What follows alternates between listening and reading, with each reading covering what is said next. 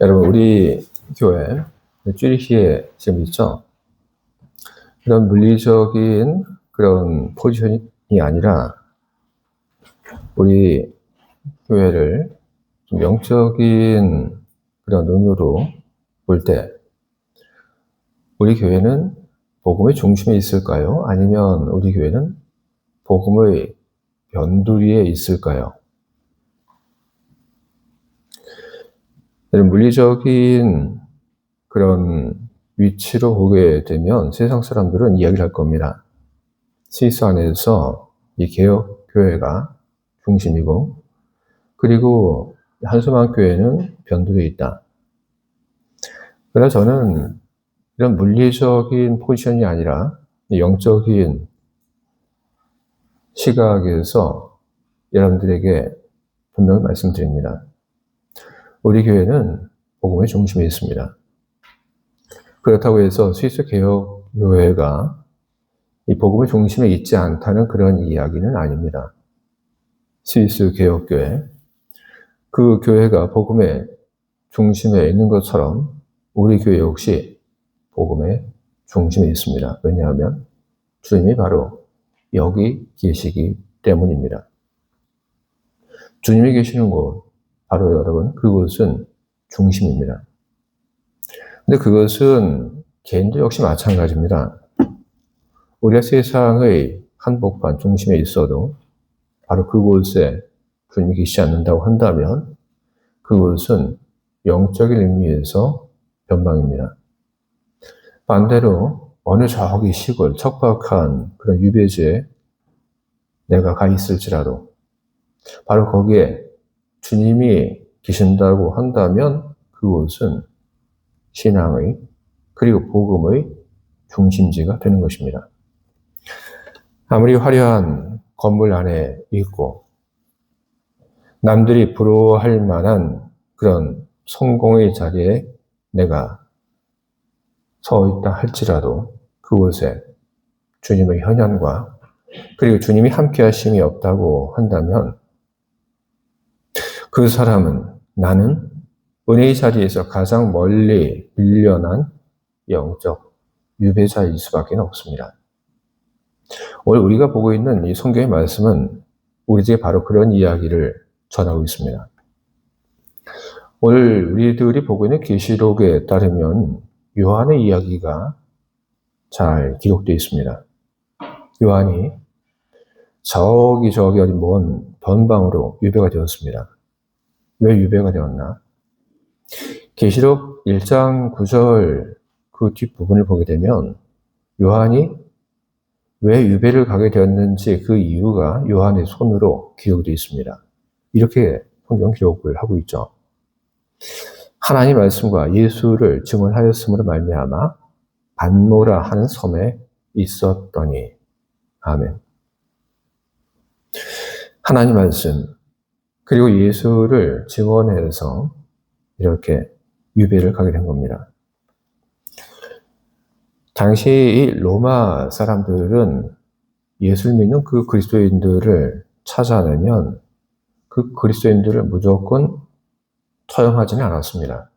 대신에 예수를 믿는 그 그리스도인들의 그 신분 그리고 여러 그 정황에 따라서 각각 다른 형벌을 내렸습니다. 재산 몰수를 하기도 했고 유배형을 내리기도 했고 그리고 사형을 내리기도 했습니다.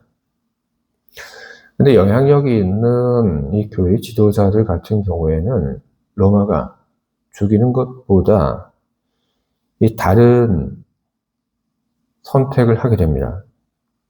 영향력 있는 기독교의 그 지도자를 죽이게 되면 그러면 그 사람이 순교자가 되게 되니까 영향력이 있는 교회 그 지도자를 어디 먼 곳에 보내서 그를 고립시키는 것을 로마는 선택을 했습니다. 교회의 소통을 끊고 그리고 교회 지도자를 잊혀진 존재로 만드는 것. 바로 그것이 로마가 당시 교회의 지도자들을 먼 곳으로 보낸 그런 중요한 이유입니다. 이 계시록을 쓴 요한 역시 마찬가지입니다. 교회의 큰 지도자였습니다.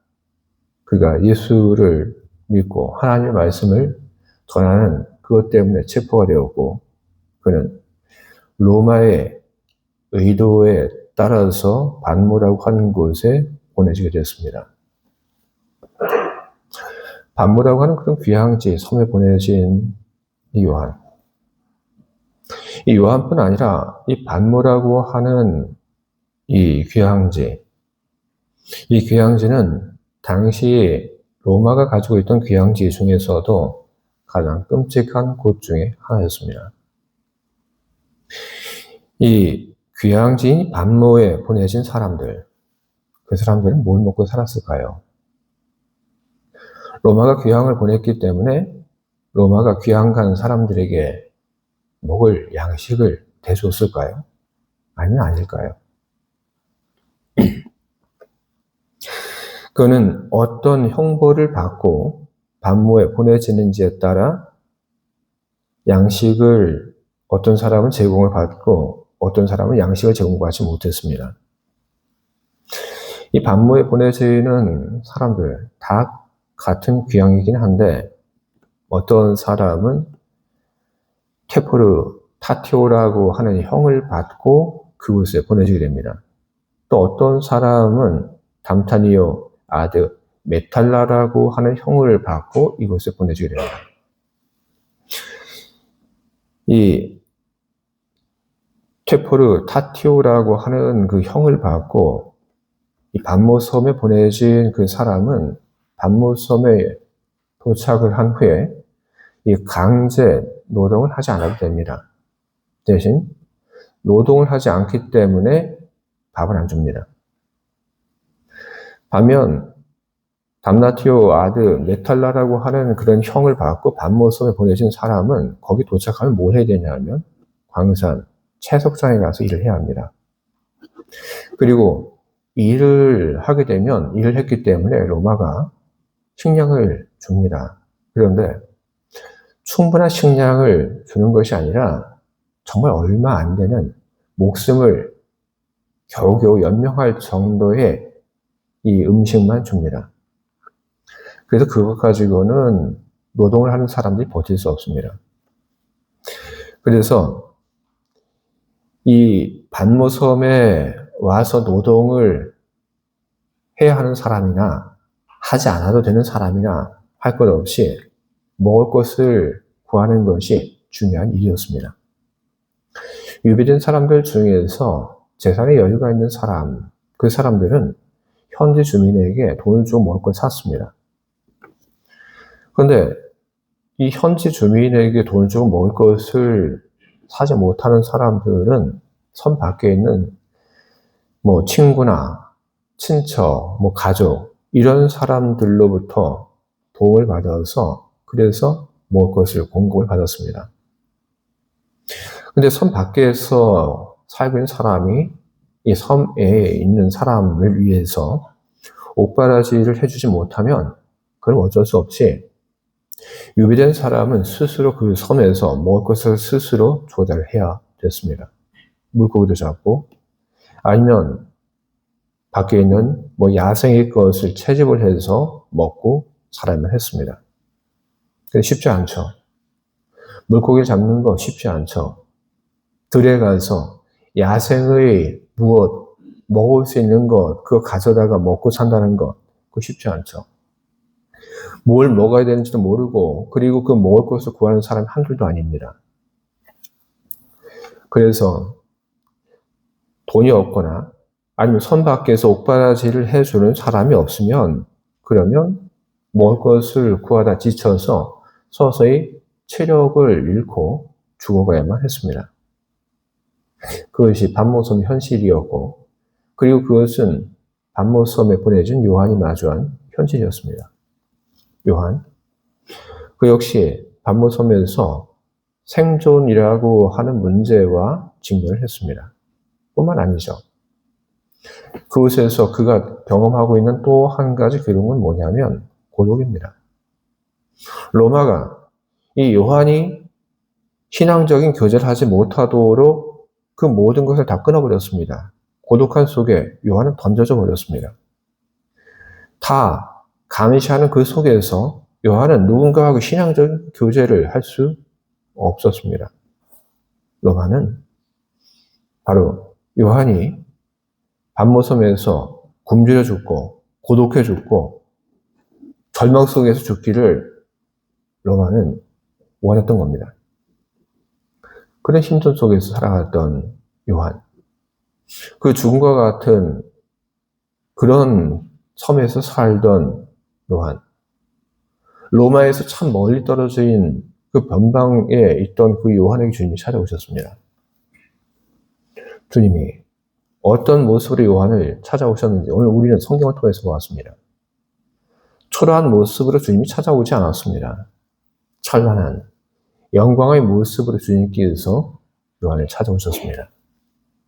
요한은 자신을 찾아온 주님을 보았고, 그리고 자신을 찾아온 그 주님의 임재 앞에서 그는 떨며 마치 죽은 자처럼 되었습니다. 꼼짝도 못하고 숨도 제대로 못 쉬었던 겁니다. 그때 어떻게 합니까? 주님께서 요한에게 이렇게 손을 얹죠. 왜 손을 얹습니까, 여러분? 바로 그것은 그와의 연결을 주님께서 몸소 표현을 하신 것입니다. 로마는 요한을 주님으로부터 끌어내기 위해서 그곳에 보내셨습니다. 하지만 밤모섬에 오신 주님은 요한에게 손 얹으며 그와의 연결을 확인해 주셨습니다. 주님은 요한에게 손을 얹으며 이런 얘기를 하고 계실 겁니다. 요한아, 나다. 두려워하지 말아라. 내가 너의 모든 상황을 다 알고 있다. 내가 언제나 너와 함께하고 있다. 내 손이 바로 너를 붙잡고 있다. 주님께서 얹은 손은 바로 그런 메시지를 요한에게 전해주었습니다. 그런데 바로 여기서 우리는 한 가지 중요한 물음을 우리는 갖게 됩니다. 왜 주님께서는 밤모섬에 있는 요한에게 찾아오셨을까?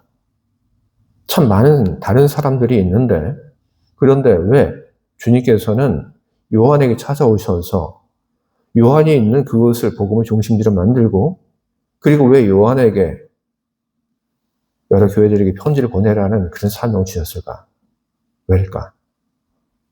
과연 요한에게는 어떤 특별한 것이 있는 것입니까? 아니면 주님의 선택, 거기에는 그냥 이유도 없는 그런 선택인 것입니까?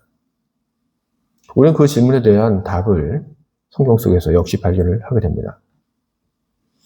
계시록 1장 10절 상반절에 이런 말씀이 있죠. 주의 날에 내가 성령에 감동되어. 여러분 바로 이겁니다. 주의 날에 내가 성령에 감동되어. 바로 이것, 바로 이 이유 때문에 주님께서 요한을 찾아오신 것입니다. 주의 날에 내가 성령에 감동되어라고 하는 것은 무엇이냐면 이건 여러분 바로 예배입니다. 성령의 감동이라고 하는 말이 있죠. 이 성령의 감동이라고 하는 말을 헬라어 성경으로 보게 되면 어떤 말이냐면 성령 안에라고 하는 말입니다. 헬라어 성경은 이야기를 합니다. 요한이 주일에 성령 안에 있었다. 그리고 그 사람 뒤에서 울려는 나팔 소리 같은 큰 음성을 들었다. 그렇게 기록을 하고 있습니다. 주의 날에 내가 성령의 감동이 되어 주의 날에 요한이 성령 안에 있었다고 하는 것이 왜 예배입니까? 요한복음 4장 24절을 보면 예수님께서 하신 말씀이 있습니다. 무슨 말씀하시냐면 하나님의 영이시니 예배하는 자가 영과 진리로 예배할지니라. 성령 안에서 성령의 인도하심을 따라서 예배하라고 예수님께서 가르치신 것입니다. 요한, 그가 유배된 이 밤모섬은 물리적으로 철저히 변방이었습니다. 하지만 주의 날, 주님이 바로 이곳에 나와 함께 계심을 믿고 요한이 예배를 하였을 때 그는 성령 안에 있었고, 그리고 그가 성령 안에서 예배를 드렸을 때 예수님께서 그를 찾아오셨고, 그러므로 말미암아 요한이 있던 그곳은 세상의 중심이, 복음의 중심이 되게 되었던 것입니다.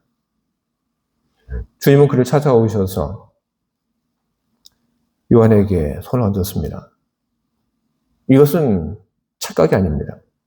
그것은 실제 일어났던 사건입니다. 요한은 주님이 얹은 그 손에서 주님의 온기를 느꼈고, 요한은 주님의 음성을 직접 들었습니다. 주님의 오심을 만들어냈던 예배. 여러분, 예배라고 해서 다 같은 예배는 아닙니다. 주님께서 원하시는 예배는 어떤 예배이냐면 영과 진리로 드리는 그런 예배. 바로 주님이 원하시는 예배는 바로 그런 것입니다. 영과 진리로 드리는 예배에 이어야, 그래야지 참된 예배라고 할 수 있는 것입니다. 구약을 보게 되면 참 많은 사람들이 성전에 올라가서 하나님께 제사를 지냈습니다. 하지만 그 제사를 하나님이 다 기뻐 받으셨던 것은 아닙니다. 우리 예배도 역시 마찬가지입니다, 여러분. 오늘 우리는 우리 자신들을 돌아보아야 할 것입니다. 우리는 예배당에 지금 와 앉아 있습니다. 예배당 안에서 우리는 예배를 드리고 있습니다. 그러나 주의 말씀이 선포되는 바로 이 자리에 우리가 있으면서도 우리는 종종 나 자신을 영적 유배시키는 그런 일들을 우리는 하고 있을 때가 있습니다. 몸은 예배의 자리에 앉아 있습니다. 하지만 머릿속은 그렇지 않습니다. 머릿속은 주님의 임재를 의식하지 못한 채 딴짓을 하고 있습니다. 내 머릿속은 세상의 염려와 내일 뭐 할까 하는 그런 계획을 자꾸 내 안에서 돌리는 시뮬레이션 작업을 하고 있습니다. 혹은 예배를 드리려고 온 그 자리에서 스마트폰을 보면서 인터넷 하고 있죠. 이것은 무엇이냐면 나 자신을 하나님을 예배하는 그 영적인 그 중심지에서 변돌이로 나 자신을 내어 쫓는 그런 일들인 것입니다. 여러분, 진정한 비극은 요한이 반모섬에 갔다고 하는 것이 아닙니다. 진정한 비극은 무엇이냐면 주님이 옆에 있는데 주님께서 나를 부르시는데 그 목소리를 듣지 못한다는 것이, 그것이 비극입니다. 정말 비극은 무엇이냐면 주님이 나에게 손을 얹었는데 그 손이 누구의 손인지 알지 못하고 무겁다고 하고 그 손을 뿌리치는 것이, 여러분, 그것이 비극인 것입니다. 여러분 어떻습니까?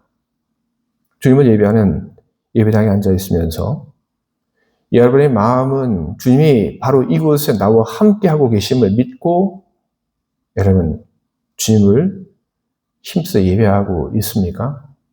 아니면 여러분의 머릿속은 지금 여러 가지 많은 다른 일로 가득 차 있습니까?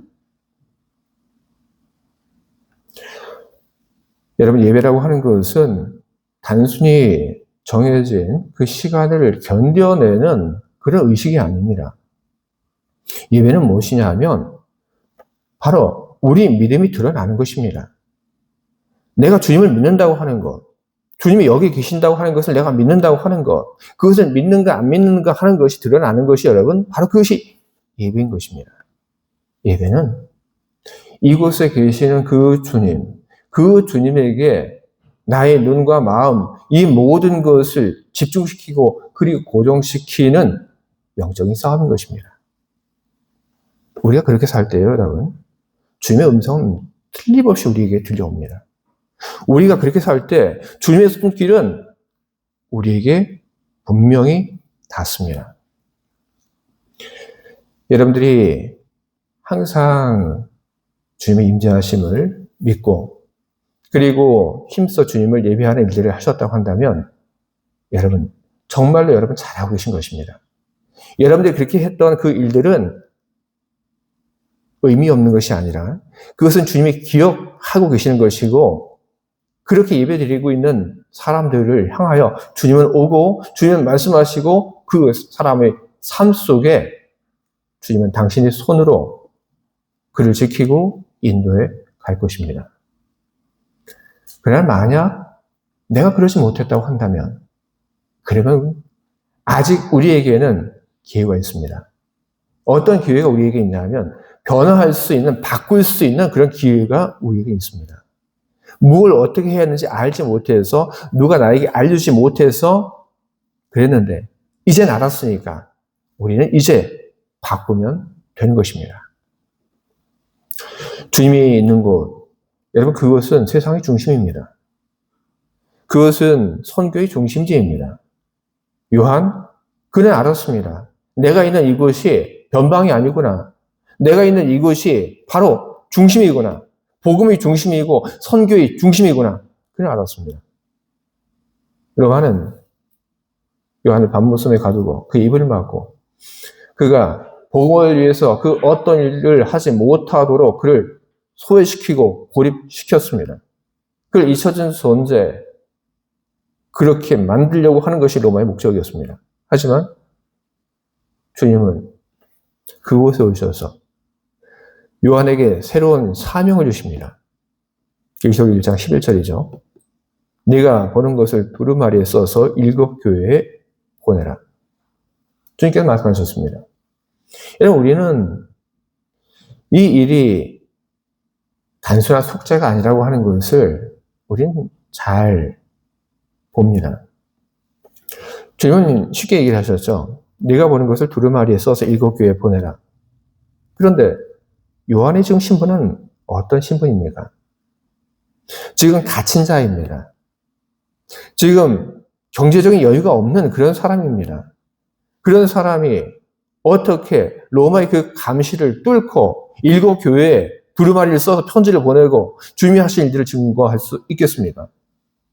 쉽지 않죠. 그러나 요한은 그 일들을 했습니다. 지금과 같은 편지 배송 시스템이 없는 속에서 그는 섬을 떠나는 사람을 통해서 섬에 와 정박하고 있는 그 배에 있는 그 누군가를 만나고 함으로 그는 7 교회에 편지를 보내게 되죠. 불가능해 보이는 일이지만 요한은 주님의 그 부름에 대해서 예로 순종하고 주님이 하신 그 일들을 해 나갔습니다. 뿐만 아닙니다. 전승에 따르면 요한은 밤모섬에서 복음을 전했습니다. 그것에 유배되어 왔던 사람들, 바로 그 사람들을 상대로 주님을 전하는 그런 일들을 요한은 그곳에서 해 갔습니다. 그 결과 많은 사람들이 요한이 전한 그 복음을 받아들이고 변화되고, 그래서 이 밤모섬은 지금 뭐라고 불리냐 하면 에게해의 예루살렘이라고 그렇게 불리고 있습니다. 기독교 신앙의 중심지, 바로 그 역할을 지금도 하고 있는 것입니다. 여러분, 주님은 오늘 우리들 있는 이곳에 오셔서 같은 일을 하고 계십니다. 주님이 계신 그곳은 어떤 곳이냐 하면 복음의 중심지이고 그리고 선교의 중심지입니다. 주님은 이곳에 오셔서 우리들에게 우리가 해야 할 일들을 이야기를 하시고 그리고 그 일을 하기 위한 독려를 하고 계십니다. 우리가 해야 할 일들, 여러분 그것이 무엇인지 여러분 그것을 먼저 선명하게 하시기 바랍니다. 첫 번째로 우리들이 해야 할 것은 무엇이냐면 내가 있는 이곳을 영적 변방으로 만들 것인지 아니면 내가 있는 이곳을 바로 복음의 중심지로 만들 것인지 선택하는 것이 바로 우리들이 해야 할 첫 번째 일일 것입니다. 두 번째로 해야 할 일, 그것은 무엇이냐면 우리들이 주님의 선교를 위해서 일하는 것입니다. 주님의 선교라고 하는 것은 여러분 무엇입니까? 그건 절대로 여러분 추상적이지 않습니다. 주님의 선교라고 하는 것이 무엇인지 저는 여러분들에게 수차례 이야기한 적이 있습니다. 주님의 선교라고 하는 것은 여러분 간단합니다. 하나님이 하신 일, 바로 그것을 전하는 것이 주님의 선교입니다. 그리고 주님의 선교는 또 무엇이 주님의 선교이냐면 주님이 기뻐하실 만한 그런 일들을 하는 것이 바로 그것이 여러분 주님의 선교인 것입니다. 여러분 주님이 하신 일들을 여러분의 그 삶의 자리에서 증언하시기 바랍니다. 주님이 예수님을 통해서 하신 일들, 주님이 나의 삶 속에 들어오셔서 어떤 일들을 해 나가셨는지 여러분 그것을 여러분 고백하시기 바랍니다. 그리고 여러분 주님이 기뻐하시는 그런 일들을 하시기 바랍니다. 한 사람 한 사람에게 주님이 말씀을 하시죠. 여러분들은 아십니다.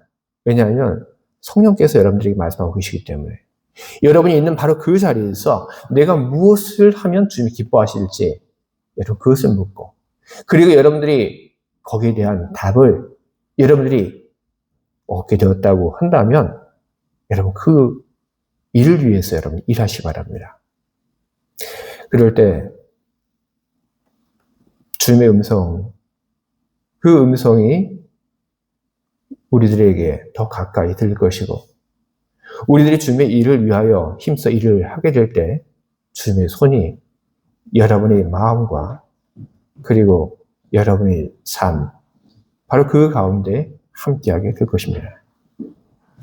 여러분의 영적인 포지션, 여러분의 영적인 위치가 어디인지 여러분 그것을 늘 확인하시기 바랍니다. 물리적인 여러분의 주소가 아닌 영적인 여러분의 주소, 여러분의 위치가 어디 있는지 그것을 여러분 보시기 바랍니다.